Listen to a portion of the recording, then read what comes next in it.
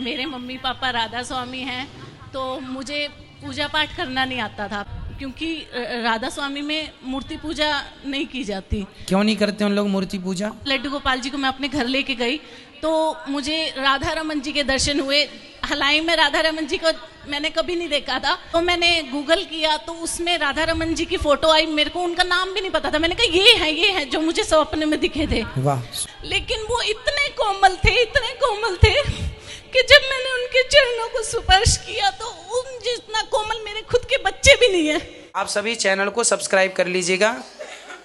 जो भी YouTube पर देख रहे हैं चैनल को सब्सक्राइब कर लीजिए और शेयर कीजिए। जय श्रीमन नारायण। मैं तृप्ति आप सभी का स्वागत करती हूँ अपने YouTube चैनल में। आज हम एक बात करेंगे एक ऐसी भगवान को ना मानने वाले परिवार के बारे में। जो लोग भगवान को नहीं मानते हैं वो बताते हैं, वो महिला कहते हैं गुरु जी से कि गुरु जी मेरे मम्मी पापा राधा स्वामी हैं तो हमारे यहाँ मूर्ति पूजा वर्जित है। लेकिन मैंने YouTube पे देखा था, आपका वीडियो मैंने देखा था, देखने के बाद में मुझे लड्डू गोपाल मुझे बहुत अच्छा लगा सुन करके कि इतनी अच्छी भक्ति से रिलेटेड जो भी कथाएं हैं आप करते हैं या अपना सत्संग देते हैं, मुझे बहुत अच्छा लगा। उसके बाद में मुझे भगवान लड्डू गोपाल पे इतना अटूट विश्वास हो गया कि मैं आपको बताने जा रही हूँ अपना जीवन का एक वाक्या कि क्या हुआ मेरे साथ। मुझे भगवान के दर्शन भी हुए। तो प्रभु जी हरे कृष्णा। हरे कृष्ण। प्रभु जी मेरे मम्मी पापा राधा स्वामी हैं, तो मुझे पूजा पाठ करना नहीं आता था, बिल्कुल भी नहीं करना आता था। तो अब मैं 33 वर्ष की हो गई हूँ। तो अब मुझे 19 दिसंबर को मैं लड्डू गोपाल जी को लेके गई। तो प्रभु जी मैं 37वें दिन जब मैं लेके गई लड्डू गोपाल जी को, 37वें दिन मैं स्क्रॉल कर रही थी यूट्यूब को, तो आपका लेक्चर मैंने सुना, मुझे बहुत ही अच्छा लगा। अब हम दोनों हस्बैंड वाइफ सुनते हैं। प्रभु जी हम ऐसी फैमिली से बैकग्राउंड है हमारा कि हमें ज़्यादा पूजा पाठ नहीं पता था क्योंकि राधा स्वामी में मूर्ति पूजा नहीं की जाती। क्यों नहीं करते उन लोग मूर्ति पूजा? पता नहीं प्रभु जी, लेकिन मेरा सवाल ये है कि जैसे मैं करने लगी हूँ, मैं आपका सुनती हूँ, मैं यूट्यूब पे विधियाँ देखती हूँ, फिर पूजा करती हूँ। तो प्रभु जी मैं ये पूछना चाहती हूँ, एक उसमें आपने ये बोला था कि तुलसी के 1000 पत्ते लड्डू गोपाल जी पे उनसे स्नान कराना है, तुलसी के पत्तों से अर्चन। हाँ जी। तो वो 1000 पत्तों का फिर हमें क्या करना है?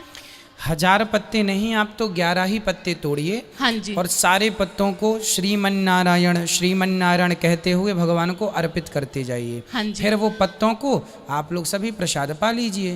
हाँ जी। हाँ जी। वो प्रसाद है। और प्रभु जी जब 37वां दिन हुआ लड्डू गोपाल जी को मैं अपने घर लेके गई तो मुझे राधा रमन जी के दर्शन हुए।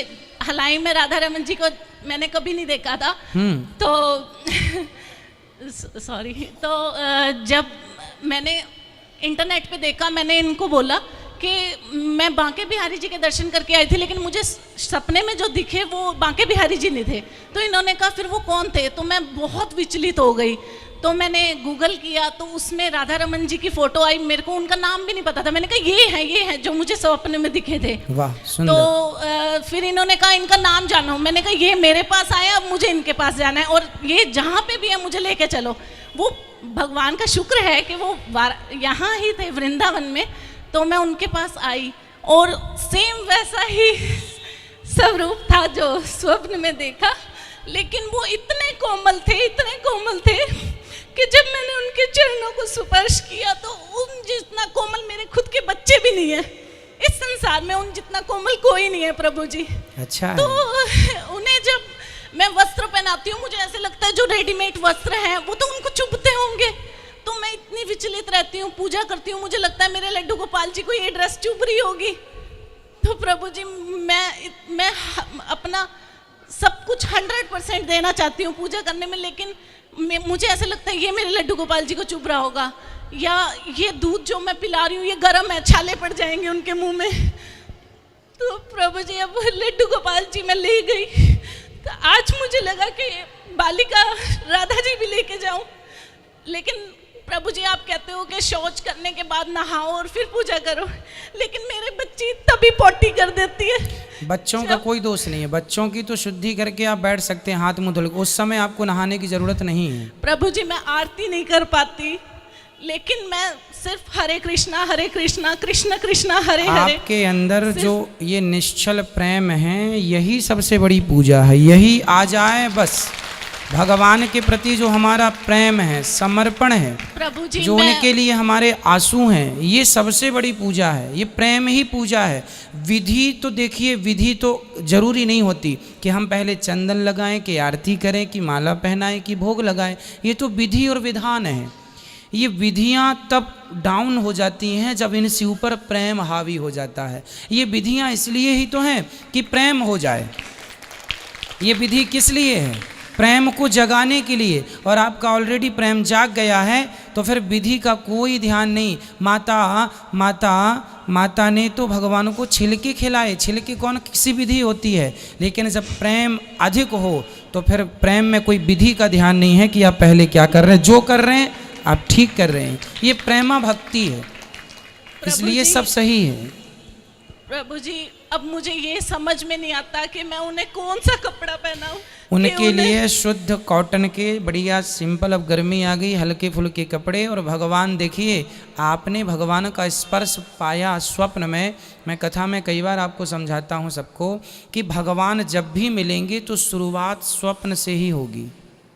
पहला दर्शन भगवान का यदि भक्त चाहता है तो आपको पहला दर्शन स्वप्न में ही होगा, जो कि आपको हो चुका है। प्रभु जी पर मैं विचलित रहती हूँ, मुझे लगता है मुझे रोज दर्शन हो, लेकिन रोज नहीं दर्शन हो रहे। नहीं, रोज नहीं, ये कल्पना आप कर रही हैं, अच्छा है। पर सारी जिंदगी में किसी को कभी कभी जो स्पर्श आपने पाया भगवान के चरणों का, ये स्वप्न तो करोड़ों में किसी एक को ही मिलता हो, उनमें से एक आप हैं। ठीक है, सबको नहीं मिलता ये स्पर्श।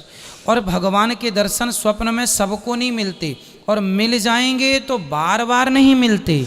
कभी कभी अकस्मात हमें स्वप्न में भगवान का दर्शन होता है, रोज रोज नहीं होता। पर आपका ये प्रेम यदि बना रहा, भगवान क्या करते हैं, पहले अपने रूप माधुरी की चटनी चटाते हैं, जो कि दर्शन कराते हैं, व्यक्ति को बिल्कुल अपनी ओर खींच लेते हैं। फिर भटे नटखट है ना भगवान, रास रचाए गोपियों के संग, तो पहले बुलाए आ जाओ, और जब आ गई तो भगवान भाग गए। ये भगवान तो बड़ी लीलाधर है ना। तो फिर गोपियाँ रोई वैसे ही जैसे आप रोती हैं। तो भगवान को जब पाने के लिए तड़प आई, भगवान के लिए प्रेम जागा, तब फिर भगवान के आपके यही आंसू, आपका यही प्रेम फिर भगवान को मजबूर करता है आने के लिए। तो भगवान फिर आते हैं, आएंगे, फिर आएंगे। कितनी देर में आएंगे, कितने दिनों में आएंगे, ये तो या भगवान ही जाने कब आएंगे, पर आएंगे ज़रूर। आपका ये प्रेम, सेवा, बस ये समझो कि आप महान हैं, कि ईश्वर ने आप, ये समझो कि ईश्वर ने आपको अपना लिया। प्रभु जी पर मैं गृहस्थ जीवन में हूँ, मुझे गिल्ट होता है। नहीं, गृहस्थ जीवन सर्वश्रेष्ठ जीवन है। पति के संग रहकर, बच्चों के संग रहकर, पति की सेवा करते हुए, पति और पत्नी के संबंध में रहकर भी, भगवान बच्चों की सेवा, पालन, संस्कार देकर भी आप भगवान की पूजा कर सकते हैं। भगवान ये थोड़ी कहते हैं कि तुम अपने पति को छोड़ दो या तुम अपने बच्चों को छोड़ दो, ये तो कहीं नहीं लिखा शास्त्रों में। और ये छोड़ना अपराध ही है। अपनी जिम्मेदारियां नहीं छोड़नी चाहिए। दशरथ जी और कौशल्या जी पति पत्नी थे कि नहीं? और पति पत्नी थे तो स्वाभाविक है कि उनके जीवन में सब प्रकार की खुशियां रही होंगी। तो उसी खुशियों के बीच में ना भगवान प्रकट हुए थे। तो भगवान तो गृहस्थों के घर ही आते हैं। देवकी वसुदेव गृहस्थ तो थे। प्रभु जी जब से मैंने आपकी कथा सुनी तो मेरी 2 पुत्रियां हैं, बेटियां हैं।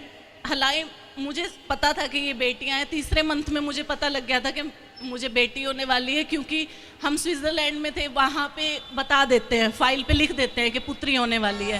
तो प्रभु जी मैंने और मेरे पति ने बहुत हिम्मत से, मतलब गर्व से अपनी पुत्रियों को जन्म दिया है और इनकी पालन पोषण करेंगे। पर प्रभु जी जब मैं कथा में सुनती हूँ हर घर तुलसी, हर घर लड्डू गोपाल, तो मुझे लगता है हर घर बाल राधिका क्यों नहीं?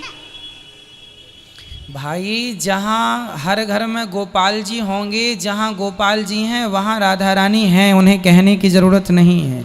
वो ऑलरेडी हैं, इसलिए उन्हें कहने की ज़रूरत नहीं है, है ना। हमने कह दिया कि आप सा परिवार आमंत्रित हैं। सा परिवार कह दिया तो फिर अलग से पत्नी भी, पति भी, बच्चे भी, ये कहने की जरूरत, सा परिवार में सब आ गए। उसी प्रकार गोपाल जी की पूजा कर ली तो गोपाल जी में वो सारे ब्रह्मांड के देवी देवताओं की पूजा आ गई, उसमें राधा रानी भी आ गई। प्रभु जी मैं एक क्वेश्चन और पूछना चाहती हूँ कि सब बोलते हैं कि पुत्रियां सब कुछ है, लेकिन समाज बहुत वो है, समाज निर्दयी है। जी प्रभु जी, तो मैं 2 भाइयों की एक बहन हूँ। दोनों भाई हमेशा ट्यूशन छोड़ने जाते थे, एग्जाम होता था तो बाहर बैठे रहते थे। शादी तक सबने संभाल के रखा, बट मेरी दोनों बेटियों का भाई नहीं है। तो है, आपके भाई हैं, इन बेटियों के भाई हैं, जिन्हें आपने राधा रमण जी को देखा है वो इनके भाई ही हैं। ठाकुर जी ने आपको अपनाया है अपनी बहन के, अपनी किसके रूप में? मैया के रूप में। आपको मैया के रूप में, तब तो आपके बेटे हुए वो। 4 साल के मुझे बच्चे दिखे। और हाँ, और तो फिर 2 बेटियां ये और एक वो, 3।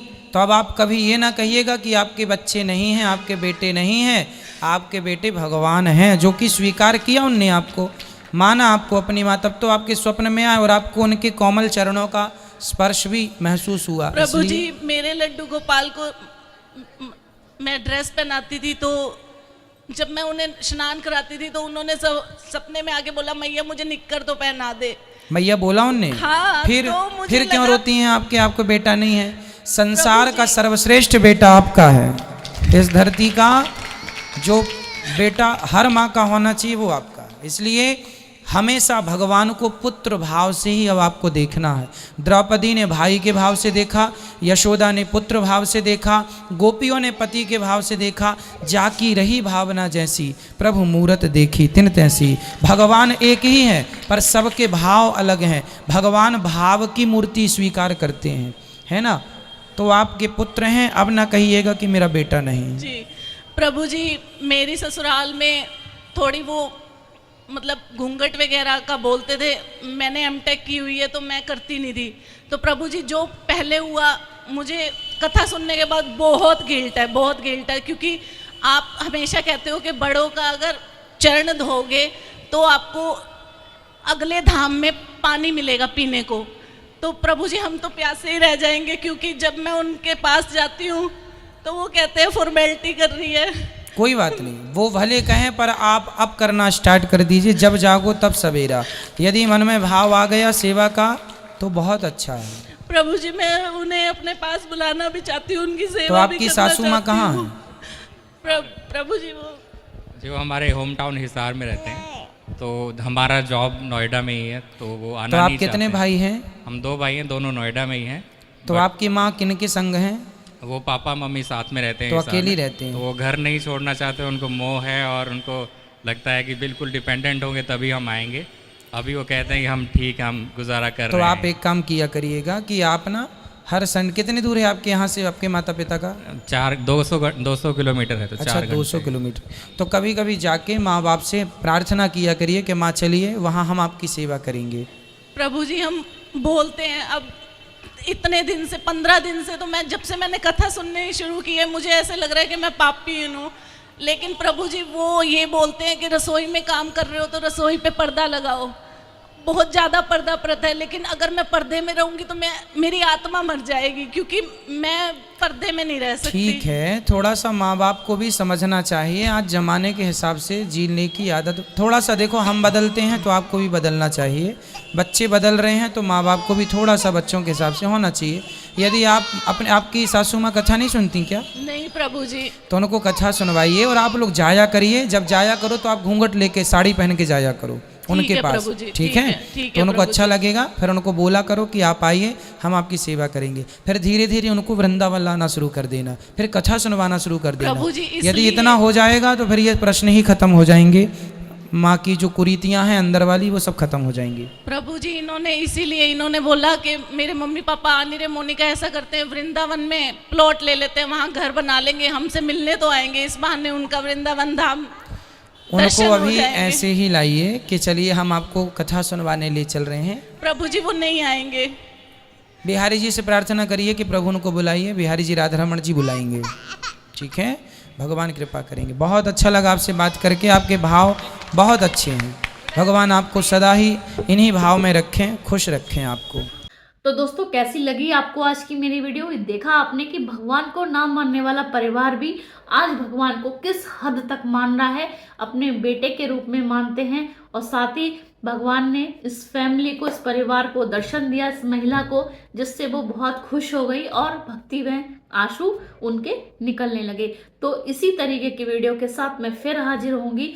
और हाँ, आप सबसे पूछना चाहूंगी, क्या आप भी भगवान के दर्शन करना चाहते हैं? अगर करना चाहते हैं तो कमेंट सेक्शन में आज जरूर लिखें। जय श्रीमन नारायण।